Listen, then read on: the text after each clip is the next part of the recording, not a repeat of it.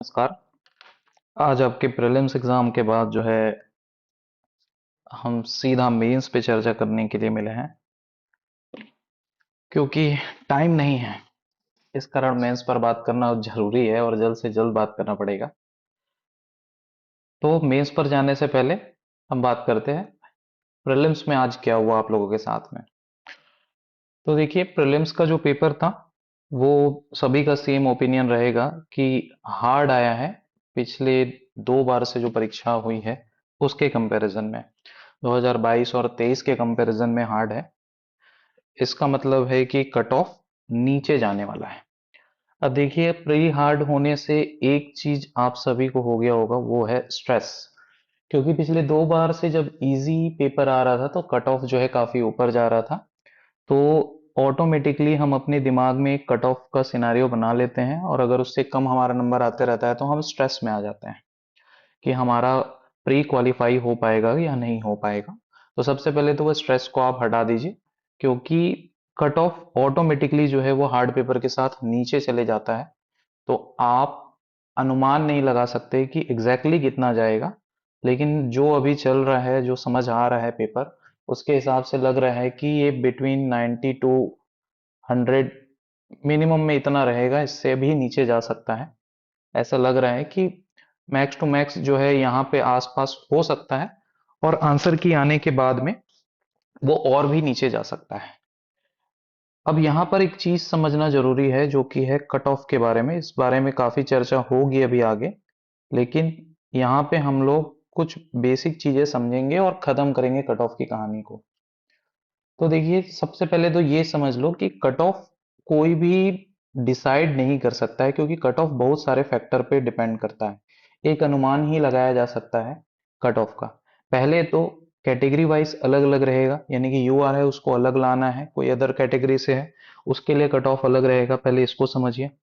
Second चीज है कि आंसर की जब आएगा तो वहां पर से भी जो है चीजें चेंज होगी।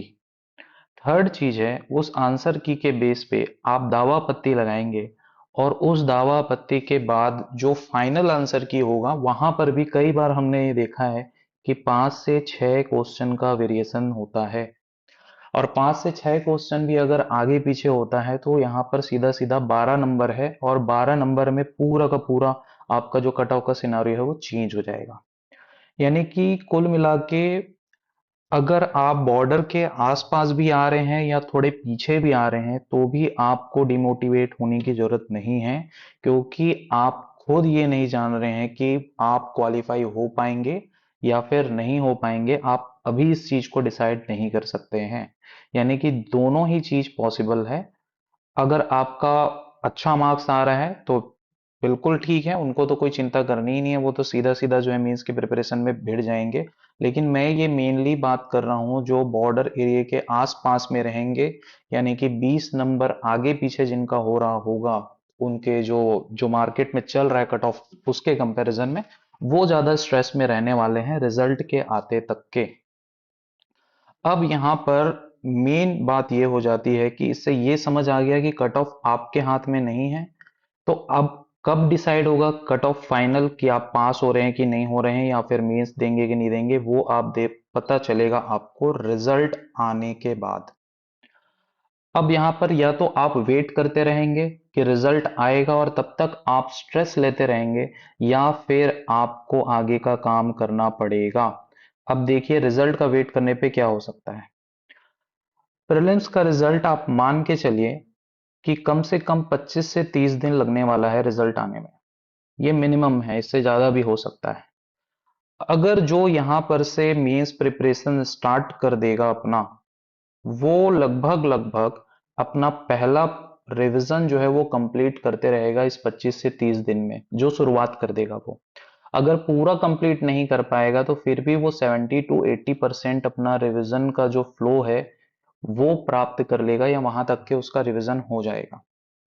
पहला साइकिल का मैं बात कर रहा हूँ। यानी कि और आप क्या करोगे, आप केवल रिजल्ट का वेट करते रहोगे, या ये सोचते रहोगे कि मेरा प्रीलिम्स नहीं हो रहा है या पता नहीं होगा या नहीं होगा, तब मैं स्टार्ट करूंगा।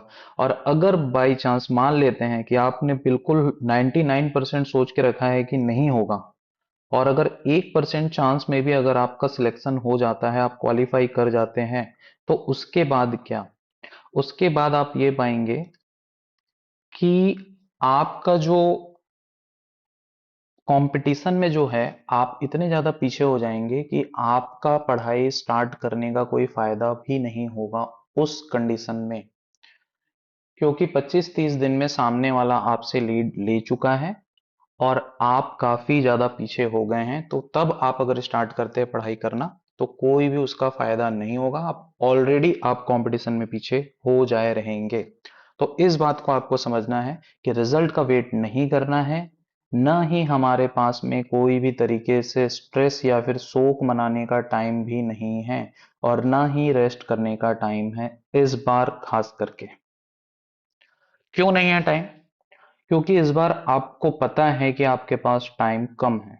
हमारे पास कुल टोटल अगर यहां से हम कैलकुलेट करें, तो लगभग 80 दिन के करीब बचता है जो मेंस का एग्जाम होना है आपके। क्योंकि इससे पहले जो परीक्षाएं हो रही थी वो जून में हो रही थी, आपको लगभग हमको जो है वो 120 दिन के लगभग मिल जा रहे थे। लेकिन इस बार क्योंकि एक मंथ पहले, बल्कि एक महीने से ज्यादा ही पहले है, प्रीलिम्स भी लेट हुआ है, आपके पास मात्र 80 दिन है।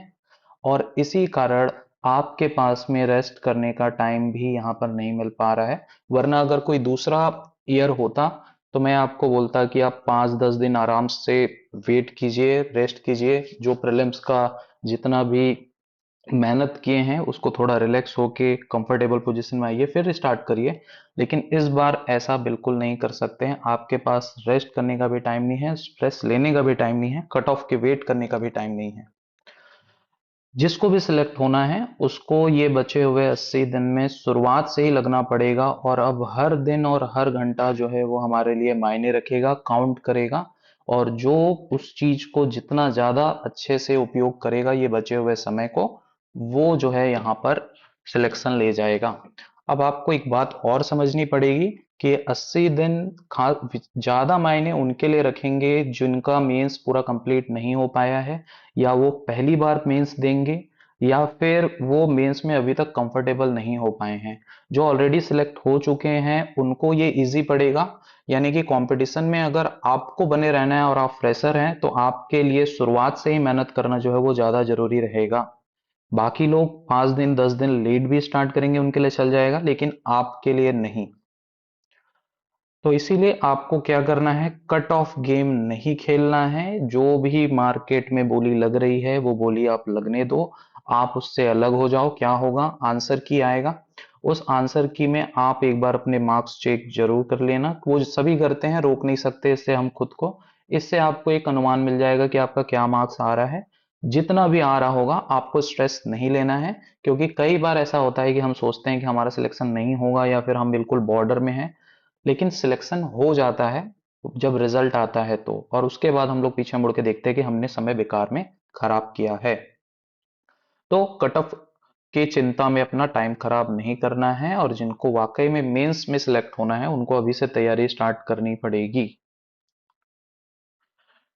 तो टॉप 50 में आना है उसके लिए रोल यही है कि आप इंतजार नहीं करेंगे, आप अभी से स्टार्ट करेंगे, अपनी प्लानिंग स्टार्ट करेंगे कि आप मेंस प्रिपरेशन कैसे करने वाले हैं, क्या स्ट्रेटजी रहने वाली है आपके मेंस की। ये आप आज के दिन से स्टार्ट कर देंगे, और अगले 2 से 3 दिन में आप अपनी स्ट्रेटजी बनाते हुए एक फुल फ्लो में आने का ट्राई करेंगे। और इस वीक के एंड तक के आपको एकदम फ्लो में आ जाना है, अपना स्पीड जो है वो पकड़ लेना है। हमारे पास टाइम कम है, इस चीज को ध्यान में रखते हुए। अब एक और बात जो सबसे इंपॉर्टेंट है, कि चाहे आप 0.5 मार्क्स से भी क्वालिफाई हो, आप मेंस लिखोगे, ये बात आप ध्यान में रखो। इसका मतलब क्या है, जैसे मान लेते हैं कि एग्जाम्पल के लिए अगर 90 नंबर कट ऑफ जाता है, एग्जाम्पल के लिए यूआर का, और आपका मार्क्स अगर 90.5 भी आता है या 90 भी आता है, तो भी आप क्या करोगे, आप मेंस लिखोगे। वहीं पर एक दूसरा कैंडिडेट है, अगर वो इसमें 150 मार्क्स भी ले आता है, तो भी वो क्या करेगा, वो मेंस ही लिखेगा। इसका मतलब है कि प्रीलिम्स में मार्क्स के डिफरेंस से कोई फर्क नहीं पड़ता है, आप केवल कट ऑफ पार करते हैं, और जो भी डिसाइड करेगा आपका रिजल्ट, आपका सिलेक्शन, वो मेंस ही करेगा। तो इसीलिए मेंस के ऊपर फोकस करना जो है हमको जरूरी है। अब इस बारे में जो है मैं बार बार इसलिए बोल रहा हूँ क्योंकि इसमें मेरा एक खास एक्सपीरियंस रहा है। जैसे कि मैंने दो, कुल टोटल मैंने 3 मेंस अभी तक लिखे हैं। एक 2021 में, एक 2022 में और एक 2023 में। अगर आपको थोड़ा बहुत भी आइडिया होगा तो आप जान रहे होंगे कि 2021 में जो मेंस हुआ था उसका स्थिति लगभग वैसा ही था जैसे अभी है। जो प्री के बाद अभी का जो टाइम टेबल है सेम वैसा ही लगभग 2021 में था। पेपर भी उस साल टफ आया था जिसके कारण जो कट ऑफ था वो लगभग 76 गया था। और इस साल भी जो मेंस होना था वो मई में होना था। इसका मतलब है टाइम यहाँ पर भी कम था।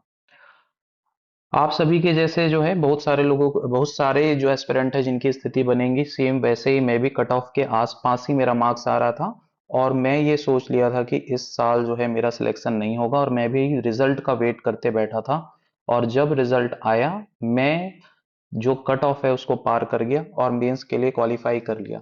लेकिन क्योंकि मैंने वहां पर अपने 15 से 20 दिन खराब कर लिए थे, इसी कारण वहां पर एक डिसएडवांटेज के साथ में मैं आगे बढ़ा।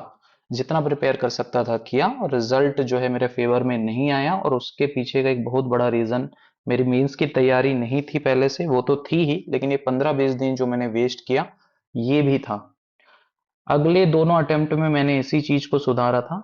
और इसमें मैंने ट्राई किया था कि रिजल्ट प्रीलिम्स की परीक्षा होते ही मैं सीधा मेंस प्रिपरेशन में बैठ जाऊं। और दोनों ही बार मैंने जो है 2 से 3 दिन का ही समय लिया होगा और एटलीस्ट मैं जो है अपने मेंस प्रिपरेशन में अ, अच्छे से जो है मैंने स्टार्ट कर दिया था। जबकि यहाँ पर हमारे पास दिन ज्यादा थे, दोनों ही बार जून में परीक्षा हुई थी उसके बाद भी। तो आपके पास तो समय भी कम है।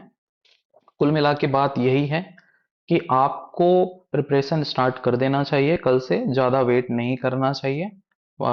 और जो भी स्ट्रेटजी हो सकती है, क्योंकि मेंस स्ट्रेटजी बेस ज़्यादा होता है, मेहनत भी ज़्यादा मांगता है और टाइम भी ज़्यादा मांगता है। तो ये तीनों को ध्यान में रखते हुए आपको प्रिपरेशन स्टार्ट कर देनी चाहिए। मेंस प्रिपरेशन के लिए अब जो है स्ट्रेटजी और जो नोट्स है इस पे डिस्कशन करना हम जो स्टार्ट करेंगे। और नोट्स के लिए मैं फिर से एक बार आपको बताऊंगा कि टेलीग्राम चैनल आप जो है ज्वाइन कर लीजिए। यहाँ पर से मैक्सिमम चीज़ों के नोट्स अगर आपके प्रिपेयर नहीं हैं, कहीं पर कोई नोट्स वीक है, तो आपको मेरे नोट्स वहाँ पर मिल जाएंगे। मैं आशा करता हूँ कि कुछ ना कुछ वहाँ पर से वो आपको अच्छा इनपुट देने में काम आएगा। तो आप वहाँ पर टेलीग्राम चैनल से नोट्स जो है वो सारे डाउनलोड कर लीजिए। और नोट्स पे भी मैं डिस्कस करना स्टार्ट करूंगा कि कैसे हम उसको बेटर तरीके से यूज़ कर सकते हैं। क्योंकि टाइम कम है तो हम इधर उधर टाइम कम वेस्ट करेंगे और सीधा सीधा हमारे पास में जो स्टडी मटेरियल होगी उसको उठा के पढ़ना और रिवाइज करना स्टार्ट करेंगे। और इस तरीके से हम उसको कम से कम दिन में एक अच्छे से अच्छी प्रिपरेशन करके अपने मेंस को अच्छा स्कोर करके सिलेक्शन लेने का ट्राई करेंगे। तो मिलते हैं नेक्स्ट वीडियो में, तब तक के लिए जय हिंद, जय छत्तीसगढ़। 2 दिन आराम करें, स्ट्रेटजी बनाएं और मेंस में बैठ जाए।